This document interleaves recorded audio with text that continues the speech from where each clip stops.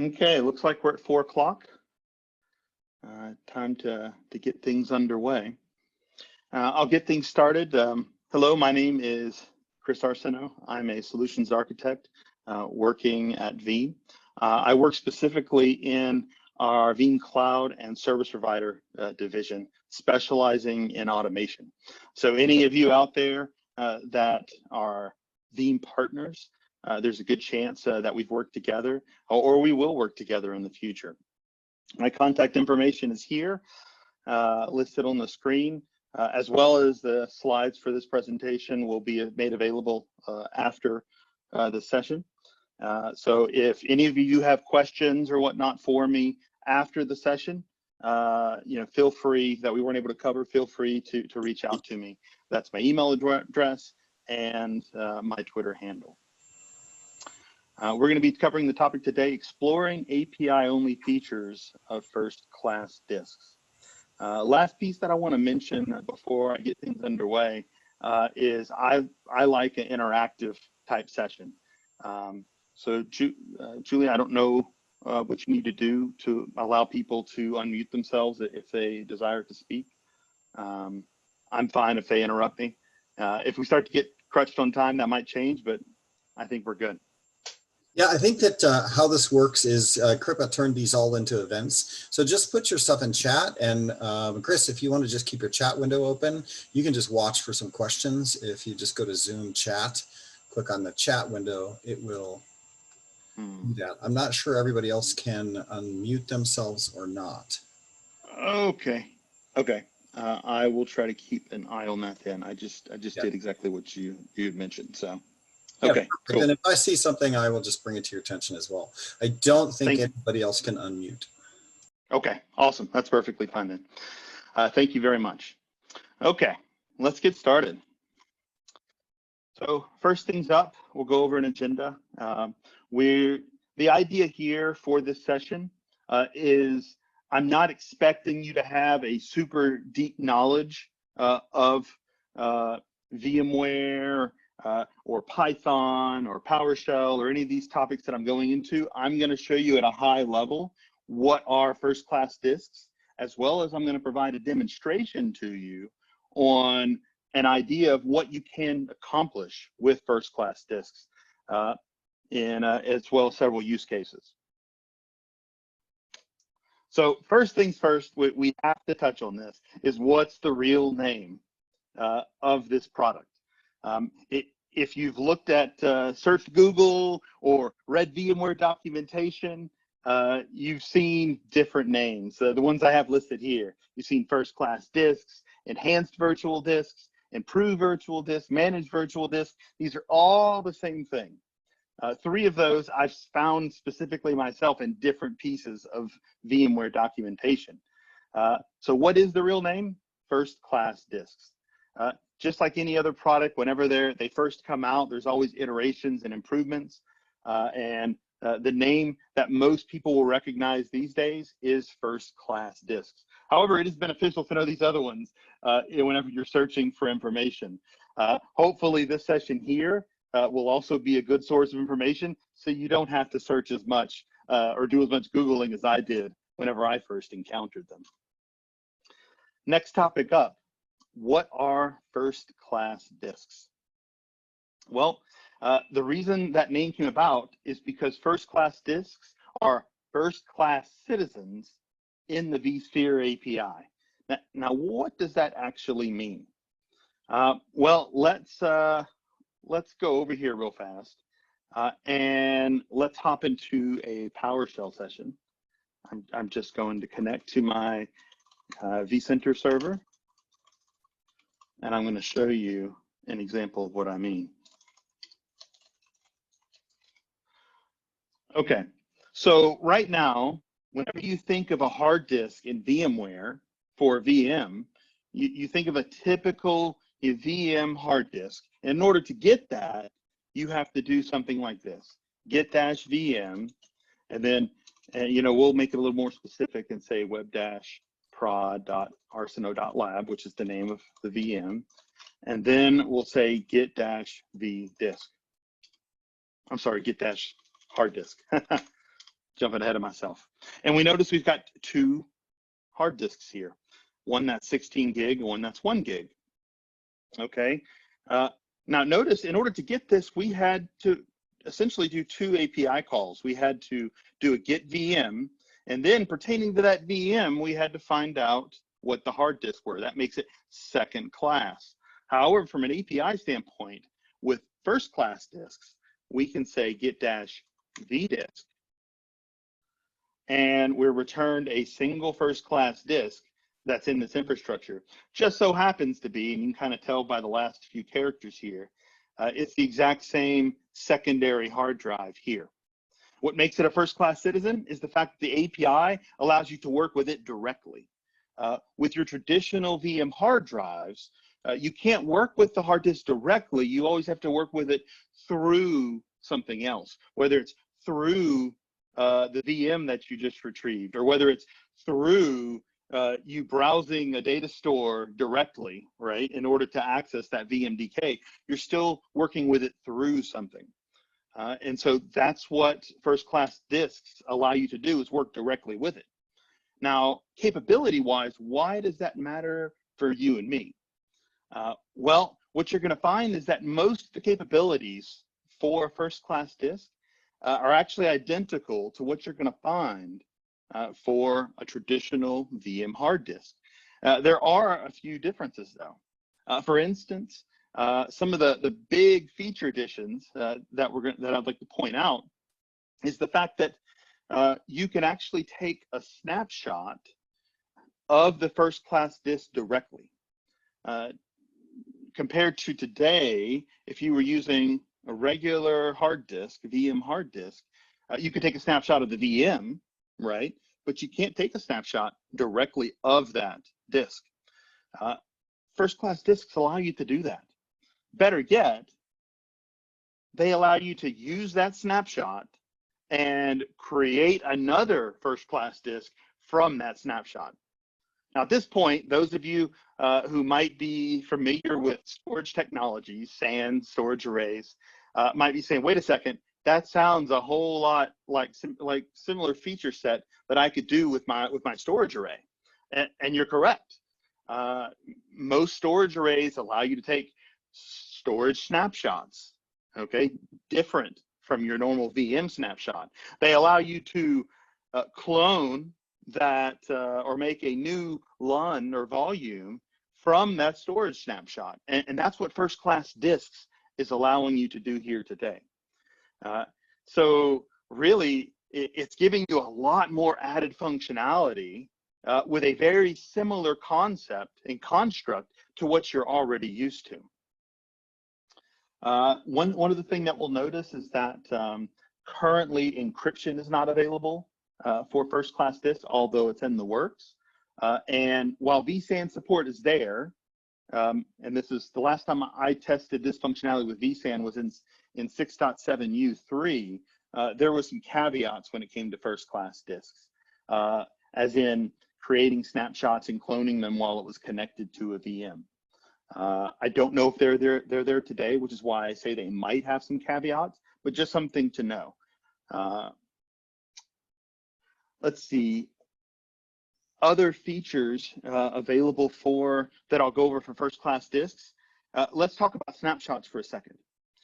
Today, if you attach a first class disk to a VM, and then you take a snapshot of that VM, it will actually, you'll have a normal snapshot. Matter of fact, for your everyday users that aren't familiar with first class disks, if you have a first class disk attached to a VM, they're probably not going to know any different.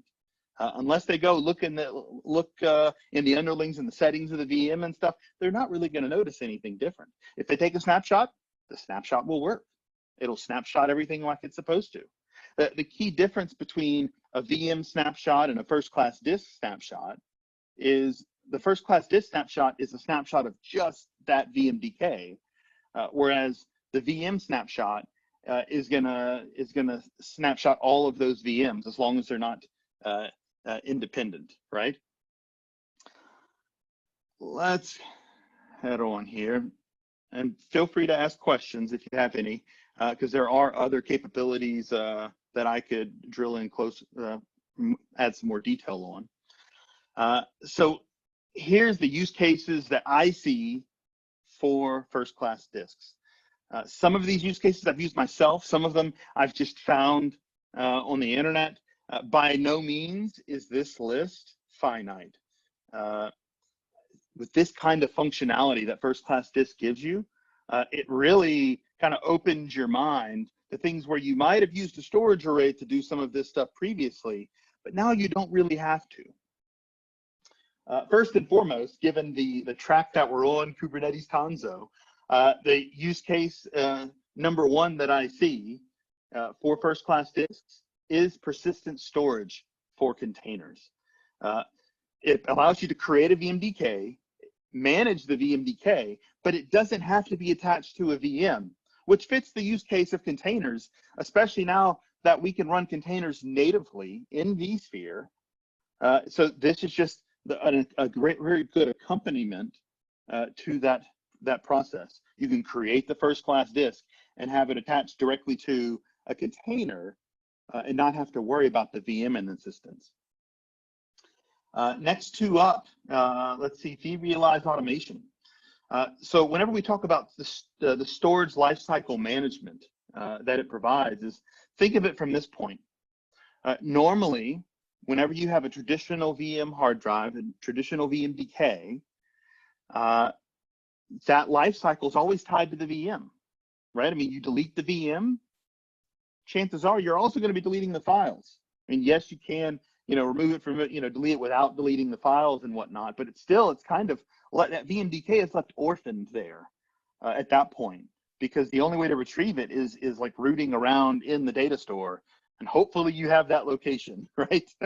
If you don't, it might take you a bit, depending on the size of your environment, to find that VMDK that you want. Or the VM was renamed, it was never storage vMotion, and so now the VMDK is under a folder name that does, for a VM that hasn't existed for a long time.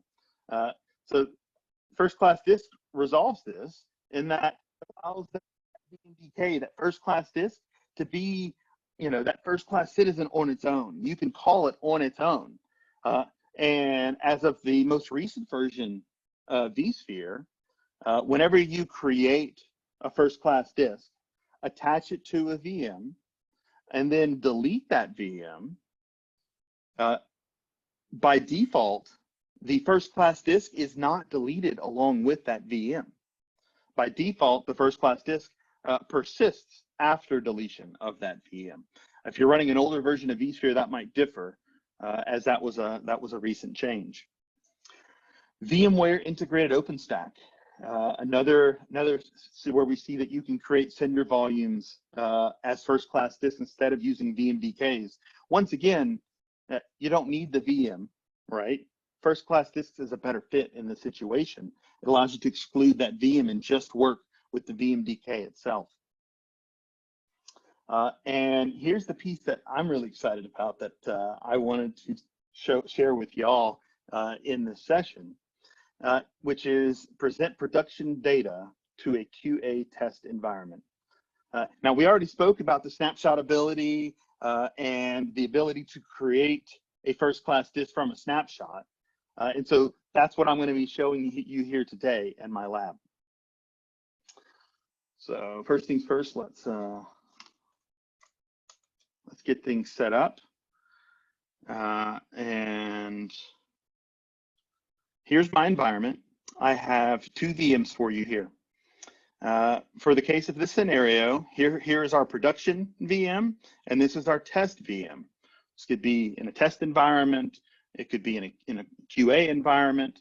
The purpose is being able to take the production data, have it offline, right? Copy it offline and be able to perform your unit testing against production data, which, as we all know, is a better fit versus trying to generate dummy data, which might not really look what our production data looks like. Now, both of these servers are web servers, very simple, just running Apache. However, they could be database servers that there's different ways to run the scenario. For me, I have 2 web servers running Apache. And here's the website they're running. Well, one is running. Here we see a clone of our CodeConnect 2020 website. And then for our test web server, we have the default Apache page that you see if you don't have any sort of defined website. You see this typically immediately after you install Apache. Now, if we log into the server, we're going to log into the production server.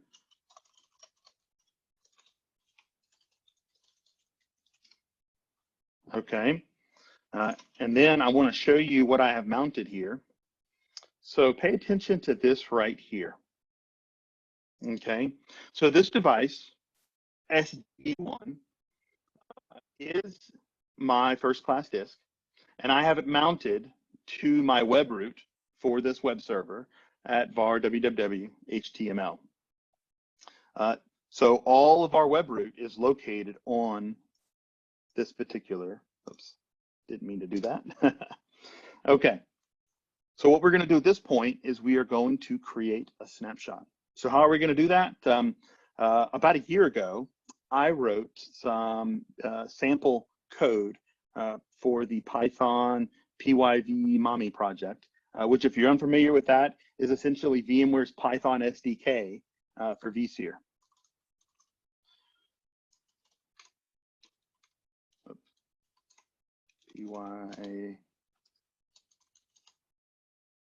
Oh, I need to exit my SSH session first. Okay, I'm not going to go into detail on how to set up pyvmomi. The instructions I'll have in a link later down below on the website for pyvmomi. It tells you very clearly how to install it. Essentially, you got Python, you install pyvmomi using pip. And then from here, we're going to focus specifically on the Python scripts that I wrote for working with first-class disks. Now, key thing to note here is this code is sample code. So it's totally expected that while you could use the code like I'm using it today, that you would take bits and pieces of this code, put things together for your specific use case of what you're trying to complete. And it's going to look even cleaner than what I'm doing here today, because today these scripts are using arguments and whatnot to accomplish what we're saying. But you could totally and very easily put all of this into a single script, and better for your use case. Now, first thing we're going to do is we're going to create a snapshot. So we're going to use this script. Actually, we're going to use this script right here. First thing we're going to do is we're going to check the help section, and it's going to tell us what arguments we need to run this script. So we're going to specify the vCenter. We're going to specify the user. Got a special user just for this demonstration. We've got a password that I will be changing at some point soon. We're going to disable SSL verification. My data store name, visible in vCenter, that I'm going to create this snapshot, or where this first class disk is located, is SSD. The name of the disk, as we saw previously, was prod. And then we're going to create a snapshot, and we're going to name that snapshot prod as well. Now, let me pivot over here while it's doing that, and notice create a virtual object snapshot. So you won't actually see anywhere, because this is an API only feature, in vCenter where the snapshot exists. However, you do notice in the recent tasks when stuff like this is happening. So we just created a snapshot of this first class disk, and this is what it looks like. Interesting as well, as I want to point out, so this is the VM that has that first class disk attached. Notice hard disk 1 of 2. If I edit real fast and we go expound on hard disk 2, well, first off, before we expound, notice I can't change the size of this hard disk. Just like if we created a VM snapshot, right? When you have a VM snapshot, you can't adjust the size of hard disks. because I've created a snapshot specific for this first class disk, once again, you're not going to be able to change that because it behaves in a very similar fashion. There's a snapshot applied against this disk in question. Other thing I wanted to show you is notice the location of the VMDK. SSD data store, there's a folder in there called FCD. So whenever you start working with first class disks and you're creating them, the first class disk doesn't live in the folder with the VM that it might be attached to, because there might not be a VM that it's attached to. Instead of that, in every data store where there is a first class disk, there will be a folder created called FCD. And that's where you'll find all of the VMDKs for first class disks.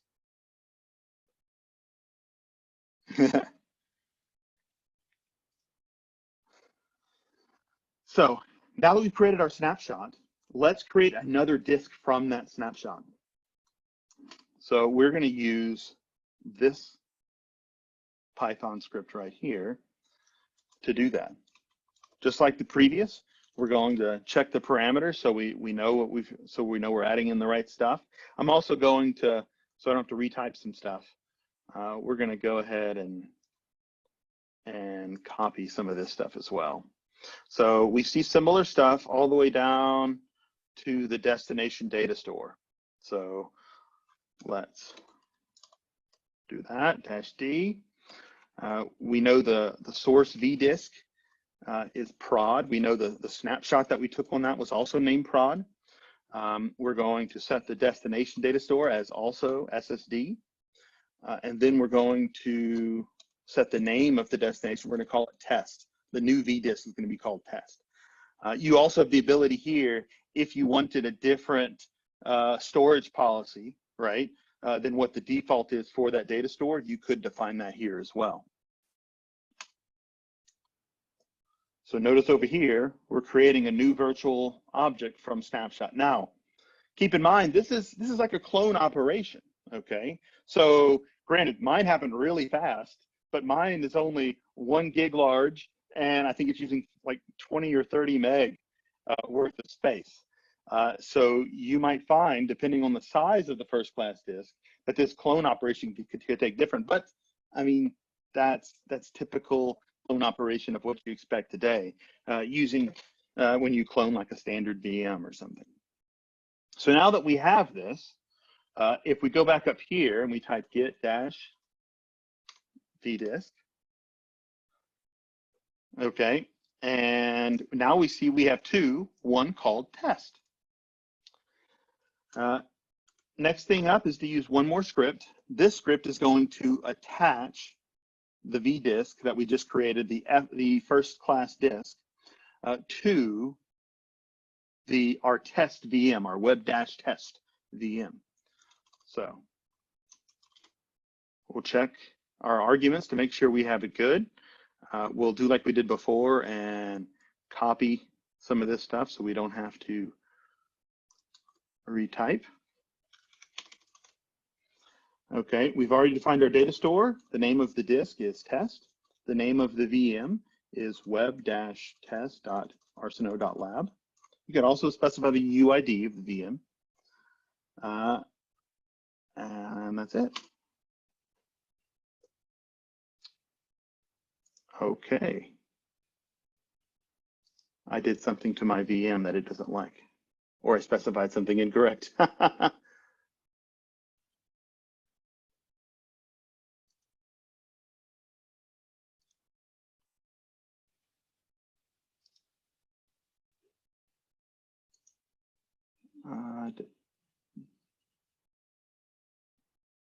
web-test.arceneaux.lab.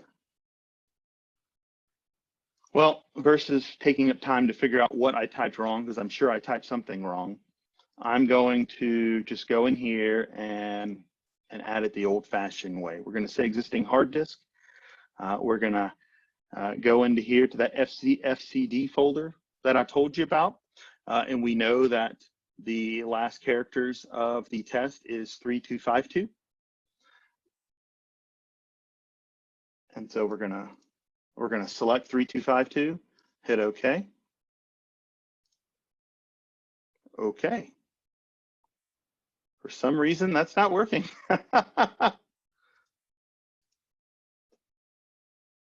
Yeah. And this is what I get. This is what you tend to get for live demos, right? Oh, well, unfortunately, I won't be able to show this because obviously I missed something in my prep for this. Essentially, what was going to happen, which now won't, unfortunately, is we were going to add the hard disk, mount it just like we did for the other one, and then that website would show up here. But unfortunately, I did something wrong. Okay. Sorry about that, guys. So let's do a review of what we've learned.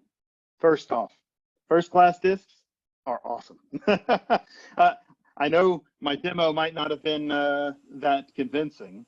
However, just think about the possibilities of being able to do things all from the VMware standpoint and not having to rely on storage snapshots and clones from like a storage side, slash the ability to not have to be able to work with like for your containers and whatnot, a persistent storage destination and work with it directly. Not have to worry about the VM piece.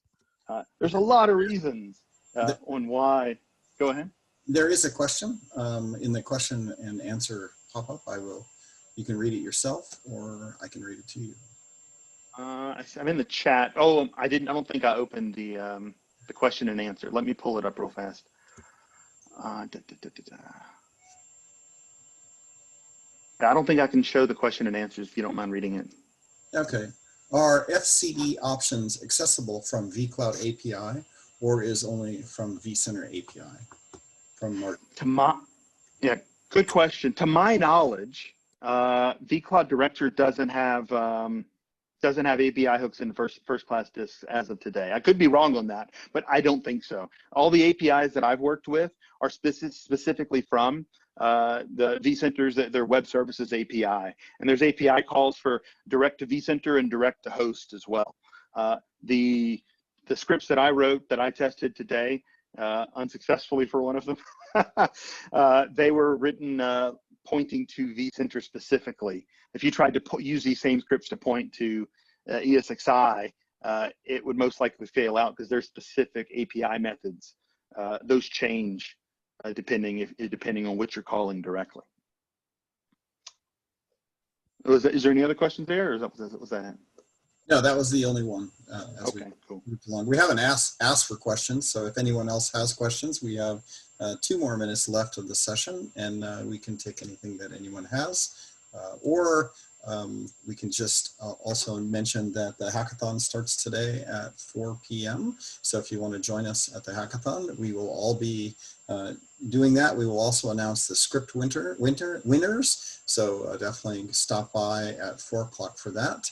And I just want to say, Chris, thanks a lot. That was fun. And I feel much more human now because I was doing a couple things the last week or so where it's supposed to work and it just doesn't, right? And you're like, I don't know why. It's working great, but then it doesn't. So that's why we're doing things live. It's always fun to have you live here. So thanks a lot for doing these. Man, no worries. I'm sorry it didn't work out. It happens. I will mention slides are available in my blog. Here's some good resource references. Cormac Hogan specifically has written several blog posts. This is the most recent of them. If you want to get some more detail on like the different capabilities and nuances of first class disk, totally read that.